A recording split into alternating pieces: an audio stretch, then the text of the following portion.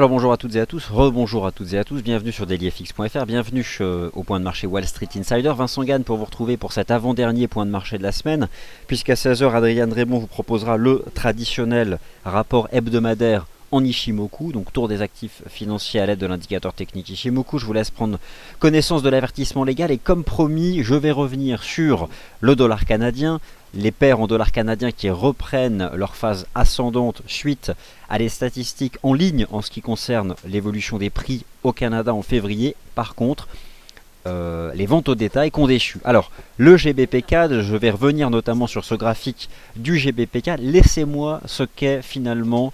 je vais vous montrer un beau graphique d'analyse technique. C'est beau, c'est propre, c'est de l'analyse technique. Du chartisme standard, un simple pullback qui a réalisé le GBP4 sur ses précédents plus bas de l'année 2014, ses précédents plus hauts, pardon, l'année 2014, décidément un peu de fatigue en cette fin de semaine. Je reviendrai naturellement sur les nouveaux sommets sur le marché actions suisse, le SMI qui confirme le signal d'achat donné hier, les marchés actions européens, zone européen qui reprennent leur phase ascendante. C'est quelque chose que nous avons envisagé ce matin en mettant en avant des structures de consolidation haussière, des drapeaux, des fanions, l'IBEX qui dépasse ses sommets de l'année 2014 comme l'a fait le MIB, le FTSE qui je pense bientôt suivra. Les tendances sont en place, l'euro-dollar préserve une ligne de tendance qui existe depuis le début de la semaine et la réunion du FOMC. Je vais donc balayer l'ensemble de ces marchés et nous conclurons avec le rapport hebdomadaire en Ishimoku. Mais je vais simplement là vous montrer un chart. Donc je vais enlever finalement tout ce qui est superflu sur ce graphique et simplement vous montrer comme quoi l'analyse technique lorsqu'on est patient permet d'attraper des bons points. Vous avez ici le chart en données journalières du GBP4. Oublions les fondamentaux, regardons simplement le graphique. Nous avions donc une belle tendance haussière qui avait proposé ce marché entre mars 2013 et février 2014, ensuite une phase de range dont les cours sont sortis par le haut en janvier lorsque la Banque centrale du Canada a réalisé une baisse surprise de son taux d'intérêt. Les prix avaient à ce moment-là réalisé une cassure haussière des sommets de 2014 et regardez la précision, le précédent top de 2014 c'était 1,8669,7, le plus bas du jour c'est 1,8666,3, donc 2 pips pour un pullback parfait. Et depuis ce matin, 150 pips de rebond. Alors parfois, lorsqu'on a comme ça conscience à un stade précoce de l'existence de ces niveaux de chartistes, ça peut valoir le coup de laisser traîner des ordres d'achat à court limité dans le sens de la tendance. Et a priori, le GBP4 serait bien parti pour sortir par le haut de ce qui pourrait être finalement une consolidation en wedge au-dessus donc des précédents sommets de l'année 2014. Donc, nous ne sommes pas encore sortis du biseau, mais il y a quand même une réaction là qui est tout à fait intéressante sur les précédents tops de l'année 2014. C'est le seul graphique en données journalières que je vais vous montrer ici. À cela s'ajoute le fait que nous avions sur ces 1,8670 un ratio de retracement, ici les 50% de la précédente jambe de hausse. Donc généralement, lorsque vous êtes face à une tendance haussière puissante, le ratio de retracement des 50% a tendance à bien fonctionner s'il se conjugue avec un niveau de chartiste qui là pour le coup était globalement propre. Il s'agissait donc des précédents sommets de l'année 2014. Donc voilà ce que je souhaitais vous montrer ici sur les graphiques en données journalières. En ce qui concerne les marchés actions, bon bah écoutez, je vous remontre comme d'habitude le Nikkei qui va vers de nouveaux plus hauts. C'était la nuit dernière avec un pullback qui avait eu lieu ici mi-mars sur les précédents tops de l'année 2007. À Wall Street, ça relance, notamment l'indice Nasdaq 100 qui surperforme. Laissez-moi ensuite, du côté des graphiques en données journalières, vous montrer que l'indice SMI confirme la cassure de ses sommets de l'année 2015. Voici ici le grand chandelier baissier sur les actions suisses suite à la disparition du taux plancher de la Banque nationale suisse. Nous avons tout retracé, on va plus haut. Autant vous dire que le marché actions suisse va tendre vers ses sommets de l'année 2007. Sommet de l'année 2007 qui se trouve précisément à 8548. En clair, les actions européennes sont fermement haussières et restent fermement haussière, mais pas seulement les actions de la zone euro, les actions suisses, ici sous vos yeux. Je vais aussi vous montrer les actions britanniques, et je vous rappelle que ces actions suisses, anglaises, norvégiennes, danoises ou zone européenne, donc le CHF, le DKK, le GBP, le NOK, l'euro, sont rassemblés au sein d'un indice que nous vous avons présenté en début de semaine, le Stoxx Europe 600, qui est en train de donner un signal d'achat en débordant les sommets historiques établis à 400 points. Donc tout va bien, du côté de la tendance haussière des actions européennes, mais aussi des actions japonaises. Les graphiques en données journalières, c'est tout.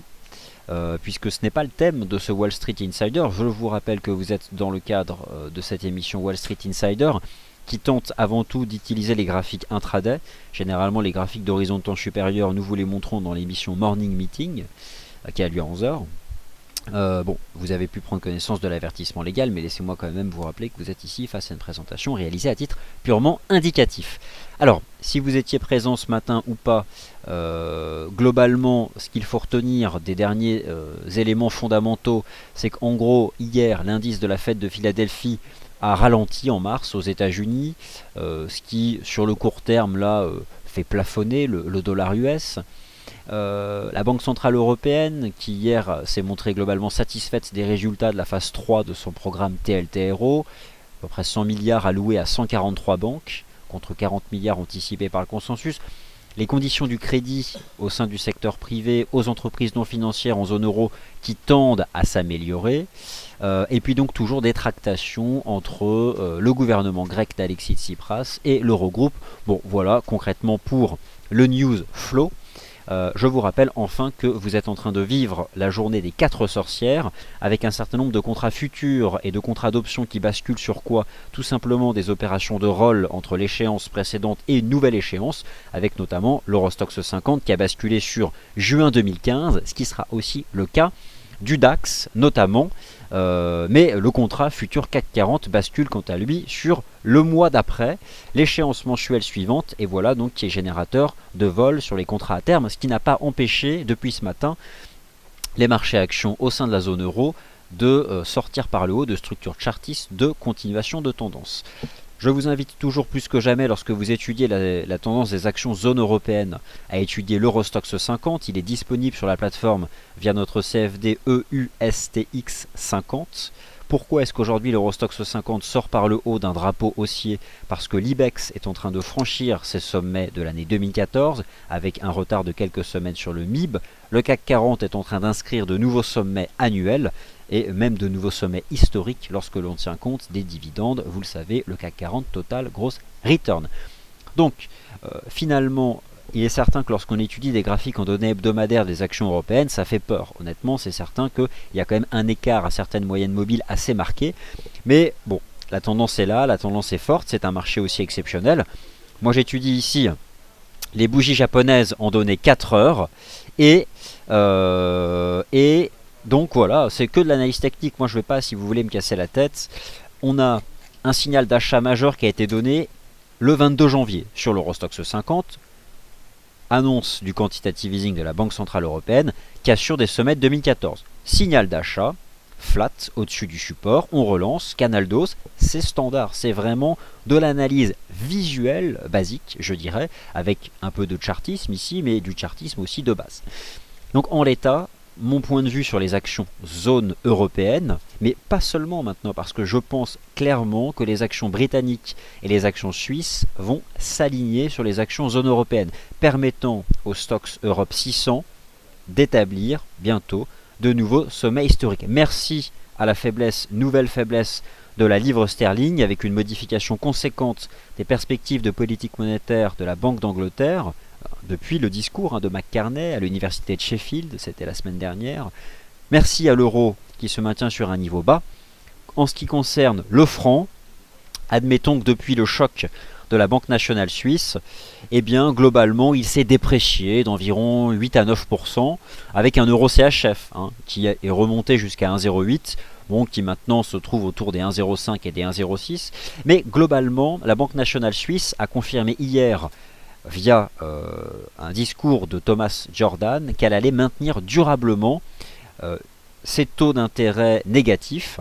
Et je vous rappelle que la Banque nationale suisse n'exclut pas de réintervenir sur le marché des changes. Certains invoquent même le rétablissement d'un taux plancher, des choses comme ça. Donc en tout cas, la spéculation est toujours vive. Je vous invite à vous tenir à l'écart de l'euro CHF dans vos stratégies de marché.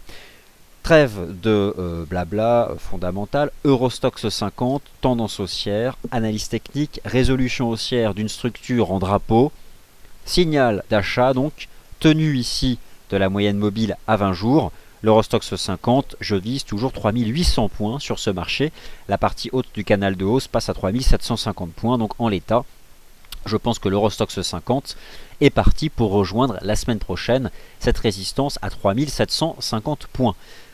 Sur les indices zone européen, on va s'intéresser au MIB, à l'IBEX, au DAX et au CAC 40 qui sont accessibles via des contrats CFD sur la plateforme FXECM avec OK, donc j'ai ma plateforme qui vient d'avoir un petit moment de faiblesse, donc un instant ça va relancer et puis on va reprendre tout ça.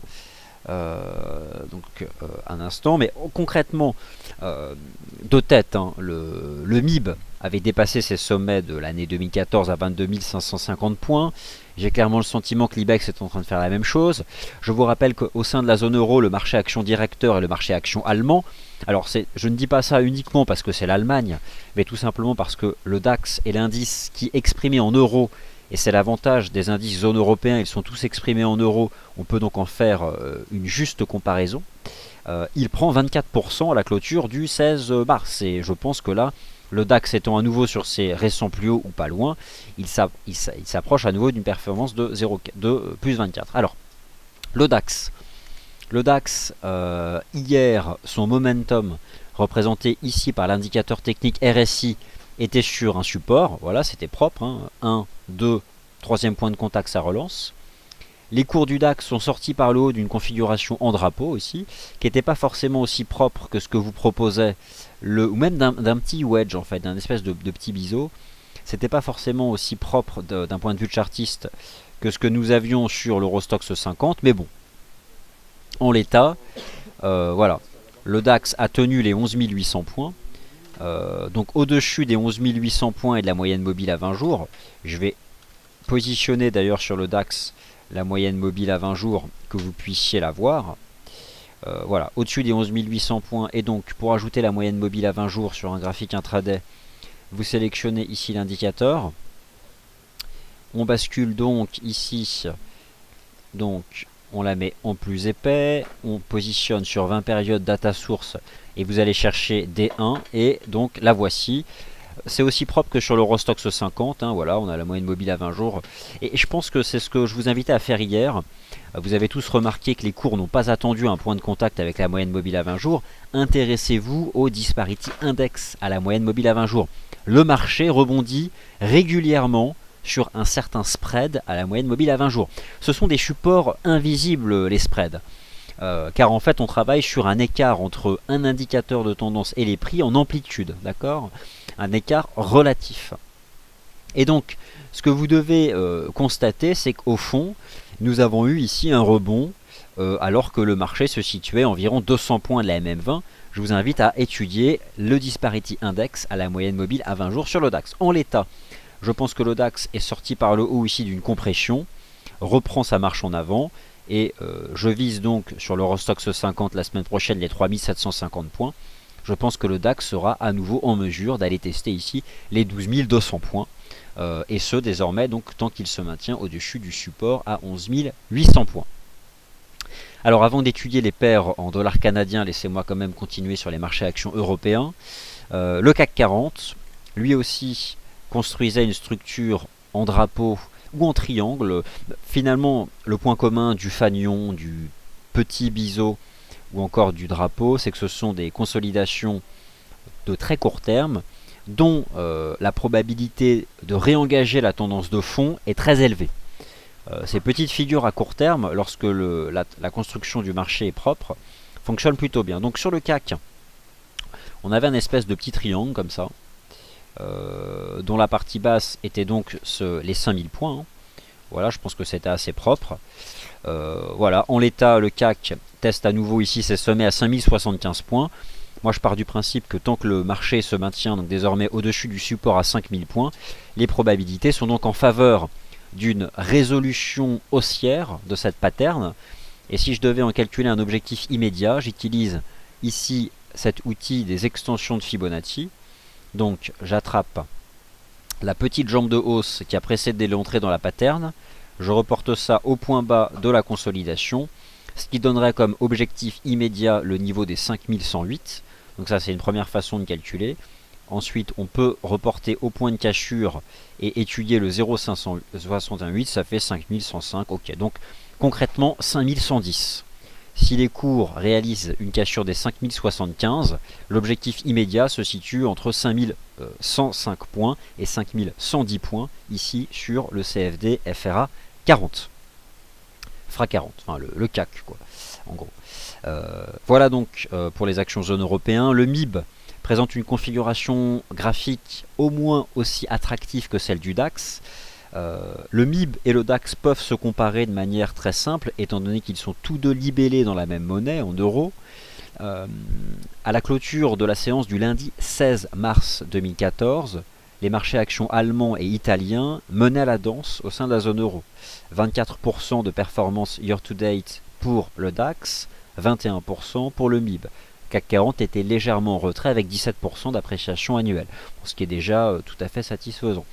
L'analyse technique, là aussi, permet de se positionner de manière très simple dans le sens de la tendance. Attention, très simple entre guillemets, il n'y a jamais aucun mouvement simple sur les marchés financiers, surtout lorsqu'on les appréhende après coup. Mais admettez tout de même que j'ai beaucoup insisté sur le fait que sur le MIB, les précédents sommets de l'année 2014, à 22 550 points, combinés à la moyenne mobile simple à 20 jours, constituaient ici un point d'entrée dans le sens de la tendance.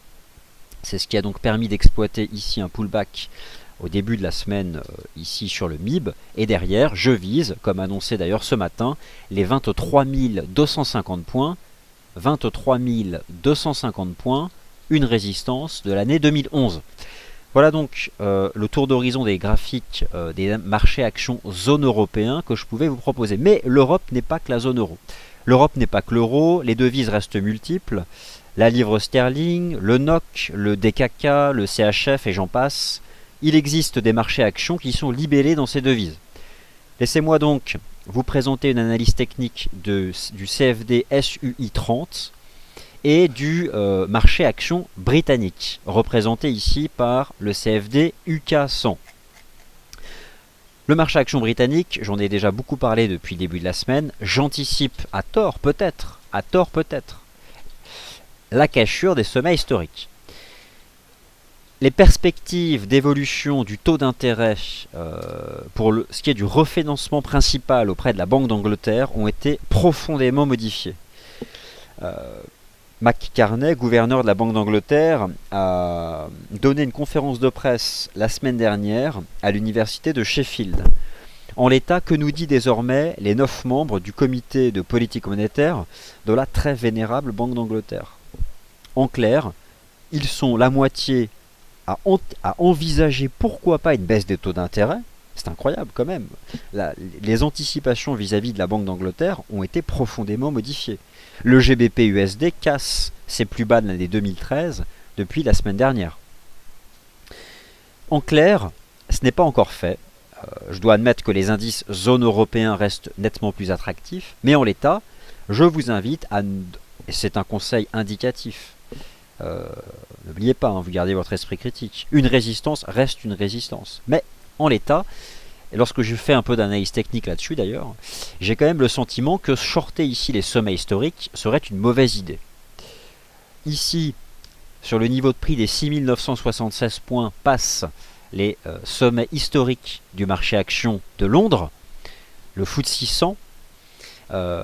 Il existe une probabilité non négligeable que ce marché actions réalise de nouveaux sommets historiques au second trimestre 2015. C'est une de nos anticipations dans le cadre de nos prévisions trimestrielles pour le second trimestre. Et l'objectif immédiat serait alors la résistance ici à 7153 points. Mais attention, en l'état, le signal n'est pas donné. Par contre, le marché actions suisse a donné un signal d'achat. La bourse de Zurich est à nouveau recherchée. Elle a effacé 100% du choc de la Banque nationale suisse en réalisant hier une cassure des sommets annuels à 9293 points. Le marché actions suisse devrait aussi tendre donc vers ces sommets historiques. Alors si je parle du marché actions de la bourse de Zurich, Je peux éventuellement vous proposer une vue de marché sur le cross euro CHF, mais en l'état, ma vue de marché va être extrêmement simple. Voici comment moi je conçois les choses. Si quelqu'un vous demande votre opinion sur un actif de marché, il y a 3 possibilités. Vous pouvez être haussier, baissier ou neutre. La neutralité est un choix de marché, mais c'est un vrai choix argumenté. On ne peut pas dire sur un actif je suis neutre et tourner la page.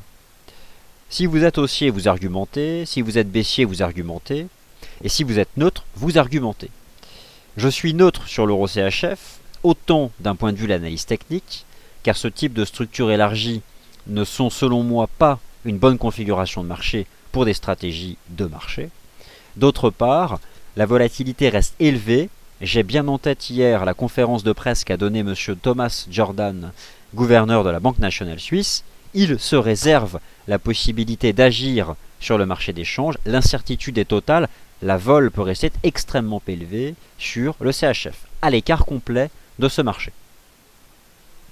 Alors, voilà donc pour les marchés actions zone européen. Maintenant, laissez-moi revenir sur la tendance de Wall Street. Je vous ai proposé depuis le début de la semaine une vue de marché résolument haussière sur l'indice qui surperforme à Wall Street, le bien nommé Nasdaq 100. Le compartiment technologique surperforme. Pourquoi? Il vous suffit de comparer la performance annuelle des indices Dow Jones, S&P 500 et Nasdaq 100 pour constater donc un différentiel de performance. Si vous voulez, le Nasdaq 100 est globalement l'équivalent du DAX au sein de la zone euro. C'est lui qui délivre le plus de performance. Le Nasdaq 100 a réalisé à 4290 points un retracement de 50% de cette jambe de hausse. Il a refranchi ici les précédents sommets de l'année 2014 qui s'établissaient à 4346 points.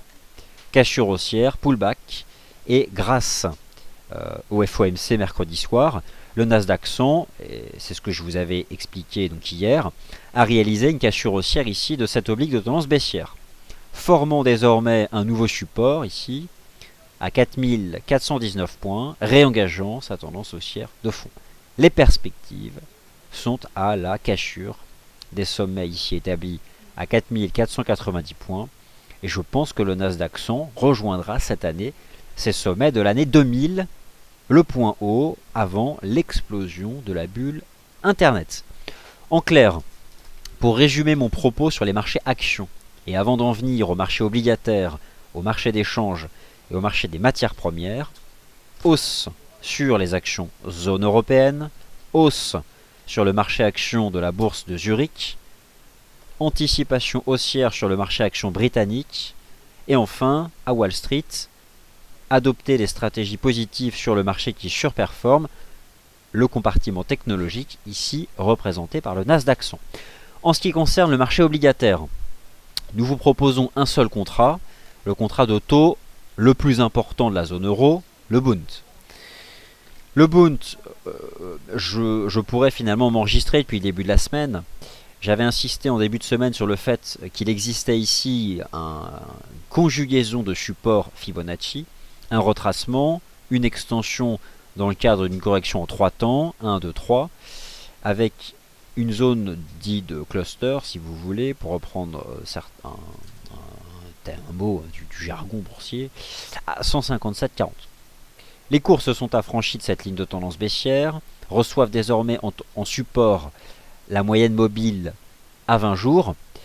Cette semaine, seconde semaine du programme de quantitative easing de la Banque Centrale Européenne, détente générale sur les rendements obligataires au sein de la zone euro, 0,18 pour le Bund, 0,45 pour l'OAT française, 0,79 pour le rendement obligataire irlandais, 1,25 en Espagne, 1,25 en Italie, 1,68 au Portugal.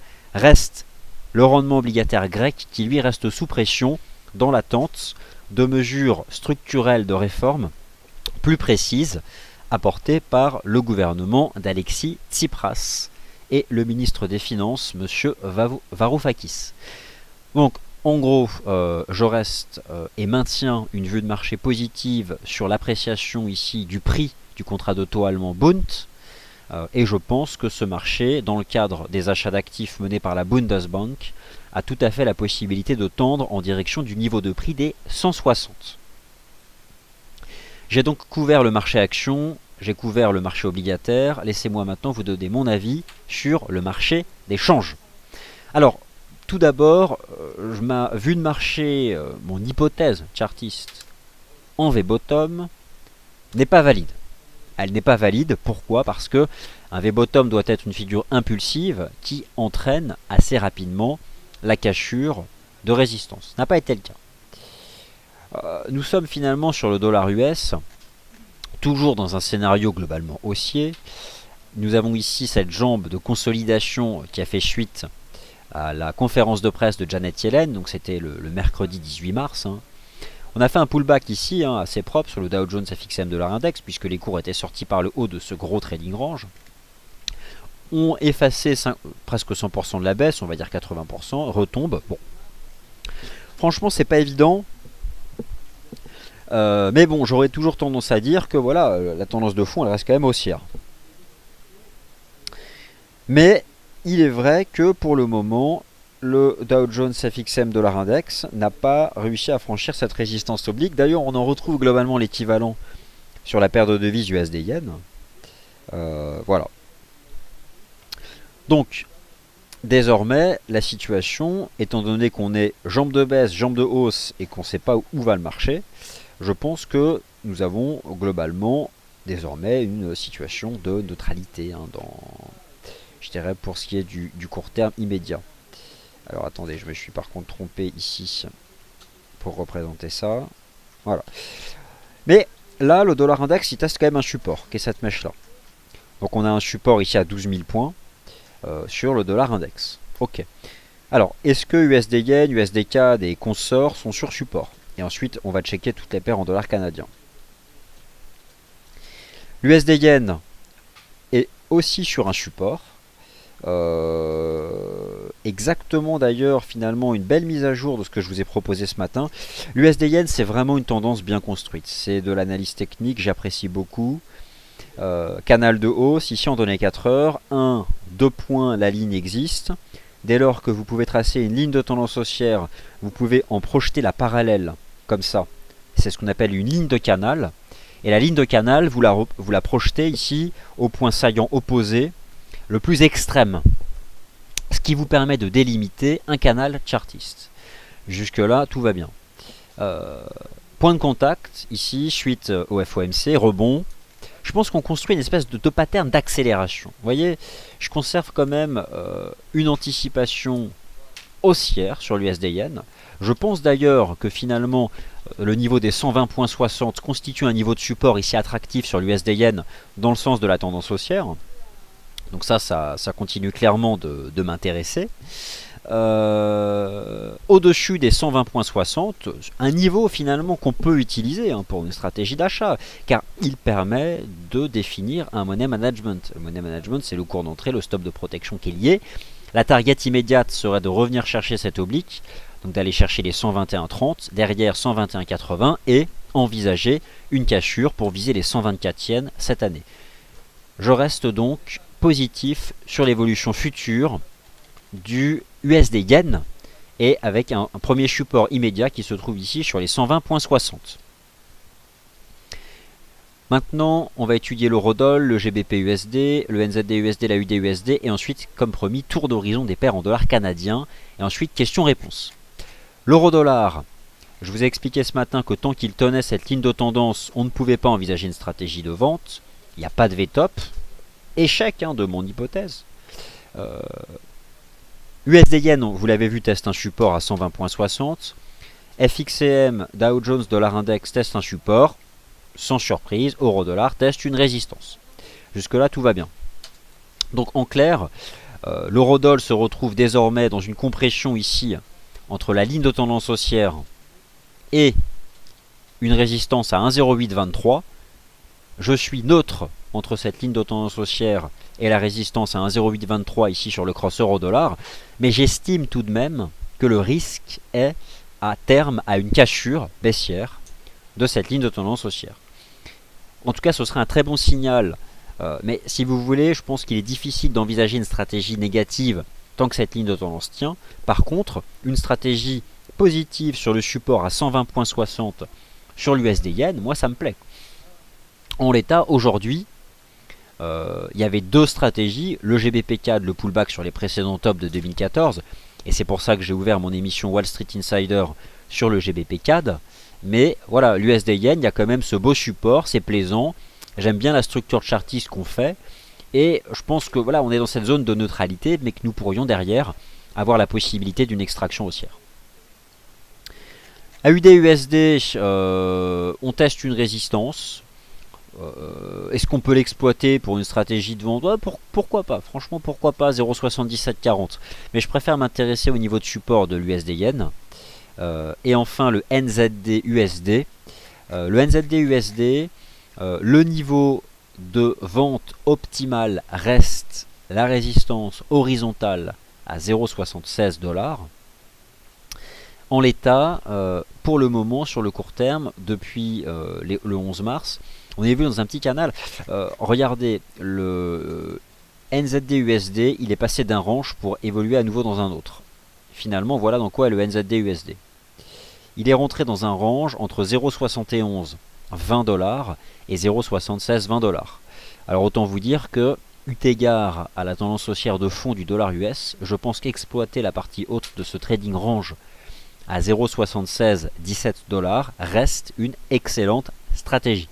Donc la zone de vente se trouve ici en ce qui me concerne, sur les 0,77 $ sur le NZD USD.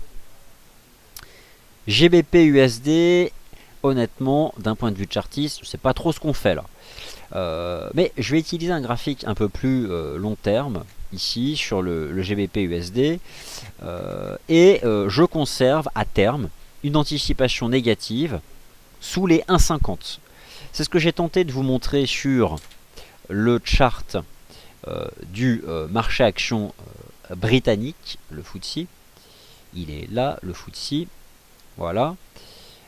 Je pense que le FTSE sera bientôt en mesure de réaliser une cassure, enfin, c'est ce que j'espère. Et j'ai superposé ici le GBP USD. Et donc vous constatez qu'en fait, en utilisant les cours de clôture, vous avez ici la courbe en bleu du GBP USD. Bah voilà, vraiment le signal baissier de fond, je pense qu'il a vraiment été donné à la cassure ici des 1,50 $. En l'état, sous les 1,50, plutôt négatif. Bon, après, je dois admettre que là, ce qu'on est en train de faire, c'est pas... je dois l'admettre, hein, c'est pas forcément évident pour tenir des stratégies de marché là-dedans. Et puis d'un point de vue chartiste, ça ressemble pas à grand chose. Alors, est-ce qu'on est en train de faire un espèce de diamant? Je sais même pas. Enfin, ça n'a pas de forme chartiste, ça, quoi. C'est finalement une espèce de flat, mais sous les 1,50. Tour d'horizon des paires en dollars canadiens. Le dollar canadien est la devise qui nous intéresse aujourd'hui parce que des statistiques liées aux ventes au détail au Canada et au régime des prix ont été publiées. Le GBP CAD constituait à travers un pullback sur les précédents tops de l'année 2014, je vous l'ai montré tout à l'heure avec un graphique en données journalières, 1,8669. Il y avait une possibilité d'exploiter ce support à 1,8669 sur le cross GBP CAD. En l'état, les cours ne sont pas encore sortis par le haut de cette configuration en biseau descendant, qui lorsqu'elle s'inscrit dans le sens de la tendance haussière est une figure de relance justement de la tendance haussière. Il faudrait franchir cette oblique ici, chartiste, pour envisager derrière un redémarrage. Je pense que le GBP CAD constitue toujours une paire de devises sur laquelle il faut s'intéresser au niveau de support, et finalement on pourrait s'intéresser à ce qui serait un retracement de ce grand chandelier de ce matin. Donc je pense que si vous y êtes, voilà, moi je m'intéresserai ici aux 50%, et voilà, au niveau de prix des, je dirais 1,8730, 1,8730, 1,8750 sur le GBP CAD, 1,8730, 1,8750 avec un money management qui peut être géré en utilisant ici le support à 1,8669. Bon, c'est-à-dire que le stop il peut être envisagé sous le support majeur. Et donc je verrai ici entre 1,8730 et 1,8750 une zone pour reprendre et derrière envisager une résolution haussière de la pattern. Bon, donc ce sont les chiffres des ventes au détail au Canada à 13h30 qui ont mis sous pression le dollar canadien sur le FX. la paire de devises USD CAD. Alors l'USD CAD, c'est un range, je dois l'admettre, c'est un range. On n'a pas réussi à franchir les 1,28. Cet ancien triangle pouvait laisser finalement envisager qu'on casse rapidement les plus hauts, mais en fait, voilà dans quoi s'inscrit désormais l'USD CAD. Je vais hop faire ça. Et c'est un range qui dure depuis un paquet de temps maintenant. Voilà. J'ai ce type de vue de marché sur l'USD CAD. Donc ça devient quand même moins évident qu'à une certaine époque. Et vous avez ici cette oblique. Donc j'aurais tendance à chercher un niveau de support. Sur le court terme immédiat, ce qu'on fait là, c'est vraiment pas net. Après, regardez, vous avez cette ancienne oblique qu'on peut aussi exploiter. Donc j'aurais tendance à dire que les 1,25, 1,25, 1,25,20 peuvent être utilisés. Avec un stop sous les plus bas ici du FOMC. Mais ça reste globalement neutre ces paires en dollars canadiens, cette paire USD CAD. Donc je préfère finalement m'intéresser au GBP CAD et notamment tant qu'il tient son support ici majeur à 1,8660. Alors les autres paires en dollars canadiens, on va toutes les checker, en tout cas celles qui présentent un intérêt. Y a-t-il un intérêt sur la UD CAD? Eh bien pas réellement, puisque là ces devises de toute façon sont globalement faibles sur le FX. La situation technique elle s'est aussi neutralisée sur ce marché avec un range ma foi assez large entre 0,9588 et 0,9860 dollars canadiens ici sur la UD CAD. On fait une espèce de pattern ici élargi qui laisse envisager finalement qu'on soit capable de rejoindre. Voilà, d'un point de vue de chartiste, c'est comme ça que j'envisagerais les choses. Sur donc une impulsion pour pouvoir réattaquer ça. Voilà, j'aurais tendance sur la UD CAD, si vous êtes sur un graphique en données H4, à essayer sur vos graphiques de tracer ce type de configuration et à attraper ici ce qui pourrait être un nouveau point de contact avec la partie basse de ce petit range. Alors le CAD Yen maintenant. Le CAD Yen, lui aussi est un range, hein. C'est assez incroyable parce que, mais sans surprise, toutes ces monnaies JPY, CAD, AUD, elles sont globalement faibles sur le FX. Et lorsqu'on les confronte les unes avec les autres, vous obtenez des ranges trading. Donc là aussi, vous avez la même chose sur le CAD Yen, entre 94,16 et 98,60. Et là, bon, on part de la partie basse. J'aurais tendance à, la semaine prochaine, viser un retour à 96,50. C'est comme sur la UD CAD, je pense que nous pourrions la semaine prochaine aller retester ce niveau ici des 0,9850. Mais bon, je pense que vous pouvez essayer de travailler cette structure ici élargie. Toujours du côté du dollar canadien, le GBP CAD c'est fait, on peut envisager l'Euro CAD et le NZD CAD. Alors le NZD CAD c'est assez violent quand même ce qu'il fait. On a d'un point de vue historique, pour le moment on échoue sous ce niveau. Donc je vais le positionner, hein, ça reste une résistance assez solide. Voilà, nous sommes là-dessous, hein, sous les plus hauts de juin 2014. Dans l'absolu, de manière générale, hein, la tendance du NZD-CAD, essentiellement parce que le dollar canadien est faible, c'est haussier. On a voilà cette espèce de... Bon, ça ne veut pas s'ajuster, c'est fatigant, donc on va attraper ça. On a globalement ce type de configuration, hein, qui est un canal, mais c'est un canal assez large et il n'est pas évident d'en exploiter les bornes hautes. Donc voilà, on rencontre ce niveau de résistance qui se trouve ici sur le NZD-CAD à 0,9468. Qu'est-ce qu'on fait là? Épaule, tête, épaule. On a encore du mal. Regardez, on ne franchit pas les fameux 0,9478. Bon, la résistance c'est 0,95. J'ai l'impression qu'on fait encore une espèce de chandelier un peu moche. Est-ce que elle est vraiment difficile à attraper celle-là? Honnêtement, elle est compliquée. Le NZD-CAD, c'est très brouillon d'un point de vue chartiste. Nous pourrions éventuellement tracer cette oblique ici de soutien.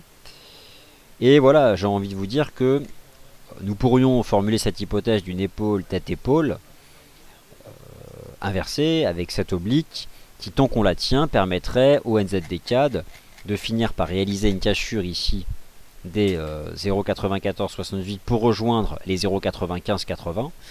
Bon, j'espère que ça finira par intervenir. En tout cas, bon, j'éviterai de me précipiter dans le cadre d'une stratégie de vente sur ce marché. L'EuroCAD et l'Euro GBP. L'EuroCAD et l'Euro GBP présentent pour moi un point commun. Je vous montre le point commun. Vous avez ici ce gros canal de long terme sur l'EuroCAD et on est venu chercher la partie basse ici. Et lorsque vous étudiez aussi un chart de long terme de l'Euro GBP, vous allez comprendre à quoi correspond les 0,70. Je comprime l'historique des cours.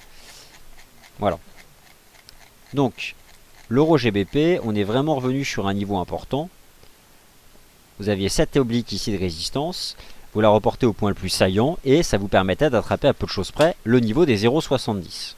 Donc, EuroCAD et Euro GBP rebondissent quand même depuis des niveaux chartistes, avec en toile de fond, je dirais, le succès relatif, notamment de la phase 3 du TLTRO, mais globalement le fait qu'on ait quand même un début d'amélioration des conditions du crédit bancaire au sein de la zone euro et des perspectives d'activité. Sur l'Euro GBP, je vous ai proposé la semaine dernière une anticipation plutôt positive depuis ce double creux ici. À la base, c'était uniquement pour viser cette résistance à 0,7240. Est-ce qu'on peut envisager davantage? C'est compliqué de répondre à cette question. Le marché a marqué un top ici sur le niveau des 0,7285. On est d'ailleurs en train de... on tient en fait, enfin il y a désormais une petite ligne ici de tendance sur l'euro GBP. On était sorti par le bas ici de ce canal. Ici vous avez ici le gros canal et à l'intérieur vous avez ce petit canal de baisse. Je pense qu'on y effectue en fait un espèce de pullback. Sur l'euro GBP, je vois désormais ici un seuil d'accélération à 0,7285. Il y a deux possibilités. Soit on reste en deçà et on finit par briser cette ligne de tendance, on retombe à 0,70. Par contre, si l'euro GBP était en mesure de franchir les 0,7285, il aurait tout à fait la possibilité d'accélérer et de revenir chercher ici les 0,7490. Donc, franchement, tant qu'on est là-dessous, je préfère éviter de trop m'exprimer en faveur de la hausse. Le GBP AUD, tout comme le GBP CAD, présente deux niveaux, mais je préfère le GBP CAD. Bon, le GBP CAD, nous avons les précédents tops de l'année 2014. Le GBP AUD, je vais vous montrer ici en données journalières. Voilà, c'est vraiment, ce sont ces cours de clôture là. Donc ça fait un peu pullback et comme sur le GBP CAD, vous retrouvez le ratio de 50% de retracement. Donc, pour le moment, c'est vrai que ça tient et petit à petit, les cours dérivent à plat et peut-être qu'un jour, ils viendront chercher à plat cette grosse ligne de tendance haussière. En l'état, tant que le GBP AUD préserve les 1,9190, je pense qu'on est sur un support. Est-ce qu'on fait ici l'amorce de ce qui pourrait être un double creux sur le GBP AUD? Pourquoi pas? Sauf que pour parler de double creux, il faudrait franchir la ligne de coup qui se situe à 1,9450. C'est ce niveau horizontal. Vous voyez ce point-là et ces deux points-là. Donc sur le court terme, on est dans un range. Moi, je suis pas choqué par le fait qu'on ait envie d'exploiter les 1,9190 pour une stratégie positive et pour au moins viser la partie haute du range. Mais bon, d'un point de vue de chartiste, je pense que ça ne vaut pas le GBP CAD au-dessus des 1,8669. Et donc l'USD Yen, bon, l'USD Yen, je pense qu'on est comprimé là-dedans. Je ne sais pas réellement maintenant ce qu'on va faire, mais tant qu'on tient ce canal, j'éviterai de trop le vendre. C'est pas évident d'avoir une lecture sur cette chute, ça remonte, on reste là-dedans. Moi j'ai toujours tendance à dire qu'on a là un support. Bon allez, je regarde vos commentaires, je vais poster vos charts et peut-être que vous allez pouvoir y voir plus clair que moi sur certains actifs. L'eurodoll, bon, l'eurodoll, tant qu'il tient cette ligne de tendance, je ne sais absolument pas jusqu'où ce marché pourrait se reprendre. Euh, je, je teste cette résistance à un 0,823. Bon, bah, en effet, si ça passe, peut-être aller chercher le prochain niveau à un 0,9 et puis un 0,950 et peut-être un 10. Mais voilà, j'aurais tendance à éviter de le revendre trop tôt et n'envisager qu'une stratégie de reprise de la tendance de fond si cette oblique ici devait être brisée. Mais tant qu'elle tient, eh bien écoutez, elle tient. Ok, je vais regarder maintenant vos commentaires et partager vos graphiques et éventuelles solutions de marché.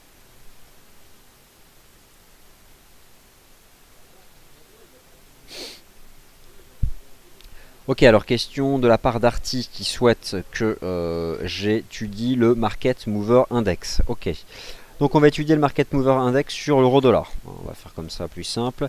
Alors le Market Movers Index, déjà je vous rappelle que vous avez sur notre chaîne YouTube un webinaire sur nos indicateurs de volume. Il est là, le Market Mover Index, donc on va l'étudier. C'est quoi le principe de l'indicateur de volume Market Movers Index? Il s'agit d'un ratio glissant entre le volume d'échange réel et le nombre de transactions. C'est donc une fraction. Au numérateur, vous avez le volume d'échange réel et au dénominateur, vous avez le nombre de transactions.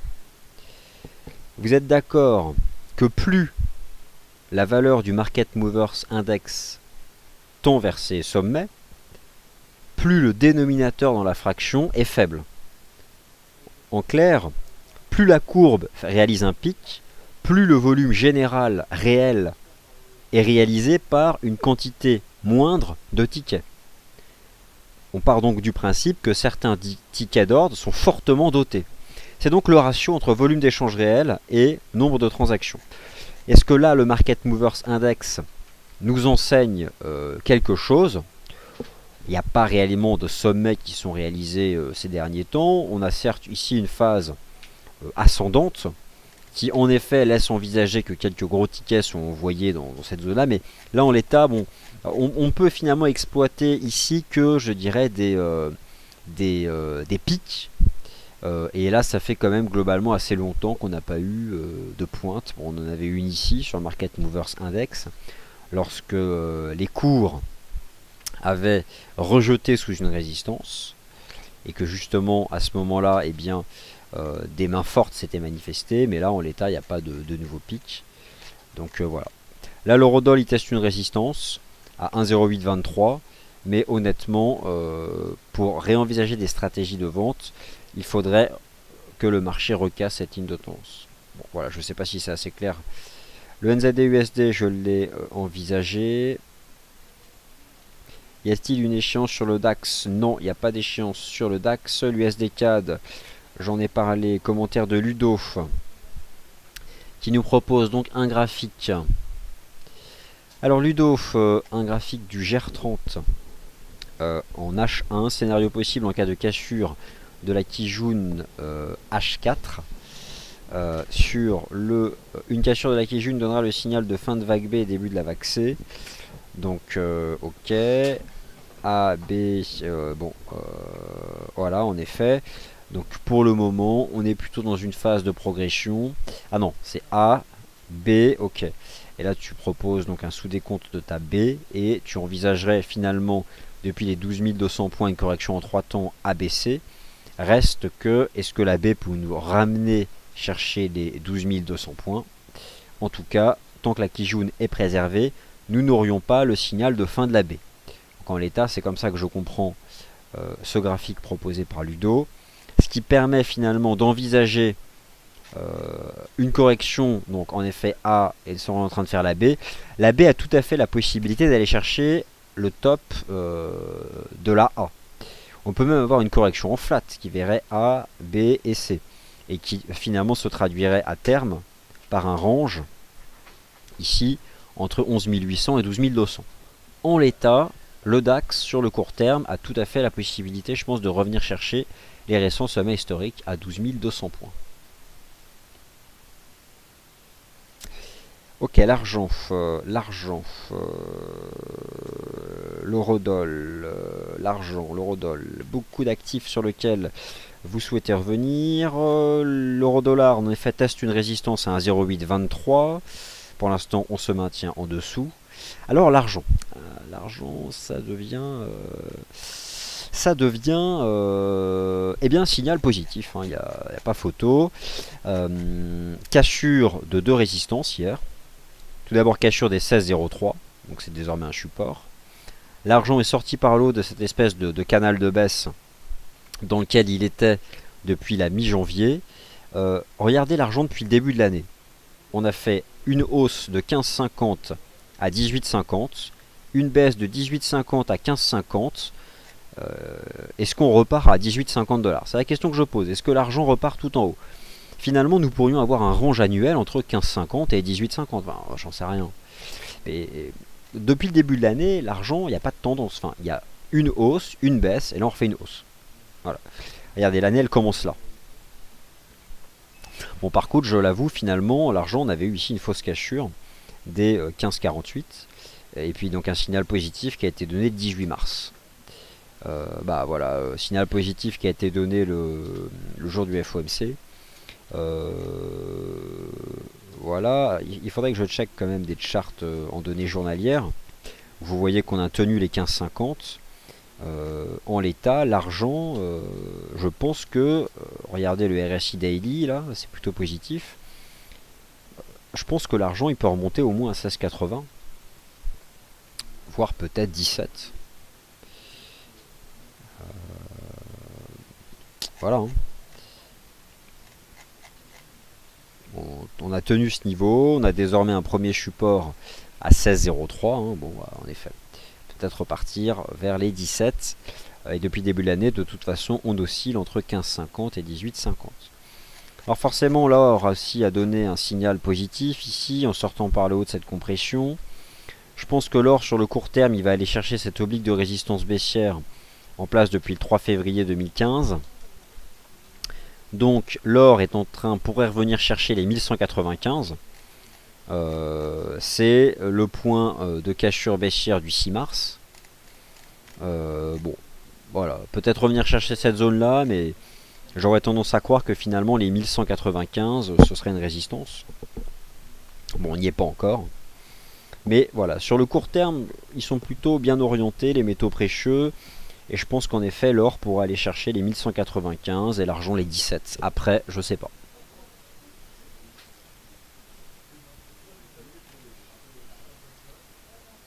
Oui, le GBP-AUD, j'ai évoqué le GBP-AUD. Alors maintenant, les pétroles. Le pétrole. Le pétrole. Alors, WTI, réintégration des 43,50. On revient chercher les 47,76 et la MM20. C'est ici, on a le range d'évolution du pétrole. Alors attendez, je vais aller attraper ça. Voilà. On a eu un piège en fait sous 43,50. On a une grosse résistance à 47,75 renforcée par la MM20. Généralement, quand on a un mouvement haussier qui part d'un piège baissier, est-ce que le pétrole pourrait carrément remonter à 54? Parce qu'il a tenté de sortir par le bas de ce trading range, finalement il a tenu. Je sais pas, possible. Pour cela, de toute façon, il faudrait refranchir les 47,75 et la MM20. C'est une résistance qui peut continuer de coiffer les cours ici. Donc voilà, hein, c'est ce que je peux vous dire. Après, on peut étudier le cas du Brent, qui lui, pour le moment, a tenu les 52,39, mais reste couvert par une résistance ici à 55,90. Toujours couvert par la MM20, donc là, bah, je suis neutre entre 52,39 et 56. Et sur l'US Oil, entre 43,56 et 47,75, plutôt neutre. Après, MM20 et 47,75, ça peut être une résistance pour une stratégie de vente sur le WTI. Alors, bonjour Olivier75, Vincent, vous disiez en début de semaine que vous n'étiez pas à l'aise par rapport au niveau atteint par les marchés actions en Europe. moi, en effet, comme tout le monde, je trouve que c'est trop rapide, mais même la Banque Centrale Européenne, elle trouve que c'est trop rapide. Je vais vous montrer un graphique weekly des marchés actions européens. Forcément, lorsque je vois les graphiques weekly, je me dis ce serait bien pour la construction du mouvement qu'un jour on ait une semaine de consolidation. Ou au moins des ranges qui durent assez longtemps. Là je vous propose des analyses en utilisant des graphiques intraday. Donc les signaux qui sont donnés depuis ce matin, ils sont plutôt positifs sur les marchés actions au sein de la zone euro. Alors, je vais vous montrer ce graphique qui juxtapose les bougies weekly de l'Eurostoxx 50, du DAX et du CAC. Regardez ça. On en est sur le DAX. 1, 2, 3, 4, 5, 6, 7, 8, 9. Nous réalisons cette semaine la 10e semaine consécutive de hausse. Je regarde aussi l'écart relatif à la moyenne mobile à 30 semaines. Un jour, nous aurons une semaine de baisse. Une semaine de consolidation ou un range qui durera un mois. Ce ne sera pas cette semaine. Ça n'a pas été cette semaine, ça n'a pas été cette semaine. Et je ne sais absolument pas quand est-ce que ça va intervenir. Mais quand je dis que je ne suis pas à l'aise par rapport à la tendance haussière des actions de la zone euro, c'est pas que je la défends pas ou que je considère qu'elle ne repose sur rien. Moi je considère qu'elle repose sur des vrais fondamentaux. Mais c'est simplement plutôt une histoire de risque un jour de retour à la moyenne. Et ça finira par arriver. C'est uniquement pour ça quand je dis que je suis pas à l'aise, mais je reste quand même haussier.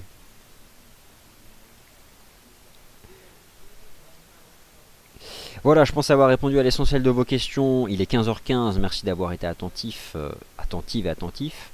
Ce n'est pas fini. Dans 45 minutes à 16h, le rapport hebdomadaire Ishimoku, donc par Adrien Raymond, ici même, en salle de trading. En ce qui me concerne, c'est terminé pour les points de marché cette semaine. Bon week-end à tous et à lundi pour le morning meeting.